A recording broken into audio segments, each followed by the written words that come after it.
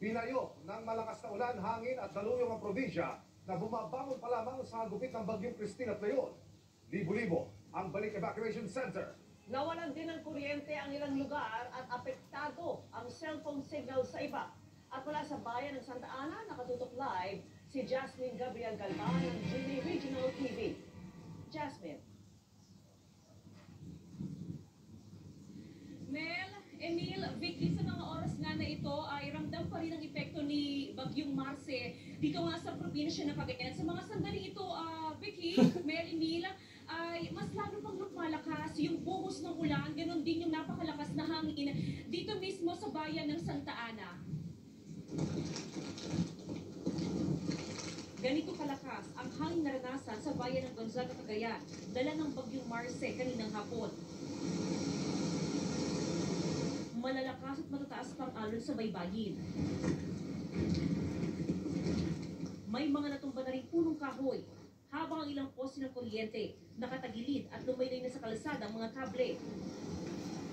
Tumas na yung alon eh. Lubog. Mas ng hangin mga kapuso ay epektado na ng storm surge ang ilang kabahayan dito sa Barangay Karuan, Gonzaga, Cagayan. Yung tubig mga kapuso o yung taluyong mula sa dagat ay dumiretso na dito ho sa isang eskwelahan. Makikita ho niyo yung tubig ay patuloy pong tumataas at apektado na ho ang paaralan po na ito.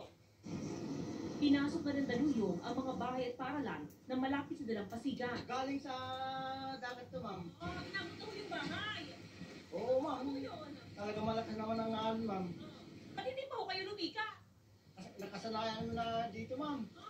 Ang ilang bahay, halos matuklap ang mga yero. Meron ding nilipat mula sa isang establishmento. Malakas din ang ulan sa bayan ng Camalaniugan, kung saan halos umabot na sa katuturan, Mabangot Bridge ang tubig. Nawala na rin ang supre ng kuryente sa ilang bayan sa probinsya, gaya ng Santa Ana, Bugay, Lasang, Lalo, Baggao at Alakapan. Pahirap pa naman ang communication line sa bayan ng Calayan. As of 10 AM ngayong araw, mahigit 5,000 pamilya na inilikas at nasa mga evacuation center. Kabilang sa kanila si Aling Merly ng otoridad sa iba't ibang bayan sa Cagayan. Mahigpit din ang monitoring sa antas ng tubig sa Cagayan River na lampas na sa alert level.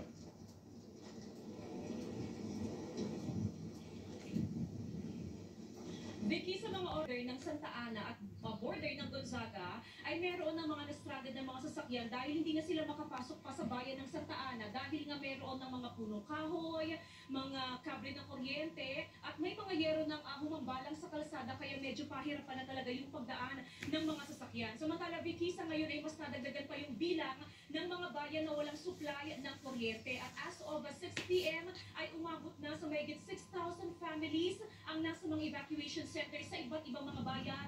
Dito yan sa probinsya ng Cagayan. Vicky, yung tindi o yung hagupit nga ni yung Marcy. Actually, Vicky, doon sa ating pinagmulan kanina, around 5:30 PM sa bayan ng Gonzaga, dire-diretso tayo sa bayan ng Santa Ana, ay makikita talaga yung hagupit ng Bagyong Marcy, Vicky. Paano naman yung mga residente hindi lumikas? Paano sila ngayong gabi? Vicky, doon sa mga residente na kung saan ay hindi nga sila lumikas, ito yung mga residente na kung saan nakatira doon sa mga tabing dagat na merong banta ng storm surge at maging doon sa mga residente nakatira sa mga paanan ng bundok, talagang persahan silang pinalikas kaninang tanghali, Vicky. Nasalubong natin yung mga rescuer, sakay sila ng mga malalaking mga truck, mga heavy truck mula sa provincial government, PFLC at maging sa PDRRMO Cagayan, talagang pinilit silang pinalikas, Vicky. So ang mga natira lamang doon sa kanilang mga bahay, at least yung mga residente medyo safe, at sila ay from time to time ay minomonitor naman ng otoridad sa kanilang mga barangay. Kaya doon sa mga dangerous na mga lugar, Vicky, puwersahan silang pinalikas simula 1:00 ng hapon hanggang 3:00 ng hapon, Vicky. Jasmine, yung mga nasa evacuation center, kamusta naman ang sitwasyon? Sapat ba yung pagkain, mga supply?